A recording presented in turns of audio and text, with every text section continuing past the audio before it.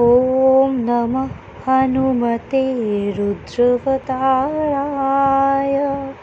सर्वशत्रुसंहारणाय सर्वरोगहराय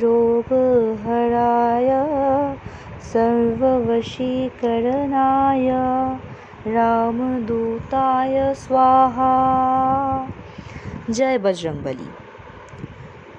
চৈত্র মাসের শুক্লপক্ষের পূর্ণিমা তিথিতে রাম নবমীর 6 দিন পর পালিত হয় হনুমান জয়ন্তী বা হনুমান জন্মোৎসব। মনে করা হয় এই দিন ধরণীতে অবতরণ করেছিলেন পবনপুত্র অঞ্জনেয় হনুমান, যাকে মহাদেবের একাদশ অবতার বলেও চিহ্নিত করা হয়। সমগ্র ভারতবর্ষ জুড়ে এই উৎসব পালিত হয়। তবে ভারতবর্ষের কিছু কিছু স্থানে হনুমান জয়ন্তী কার্তিক মাসের কৃষ্ণপক্ষের চতুর্দশী তিথিতেও পালন করা হয়।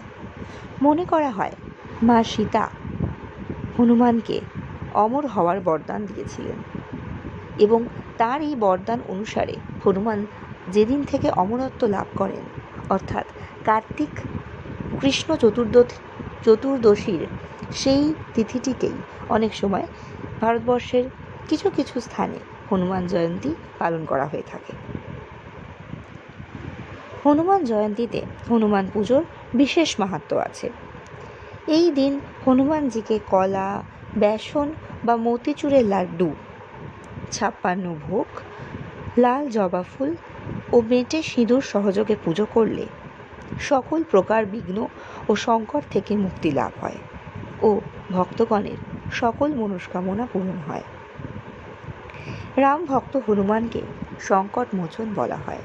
এই দিন ভগবান শ্রীরাম এবং মা সীতা পূজিত হন। জয় শ্রীরাম, জয় বজরংবলী, জয় সীতা मैया की जय।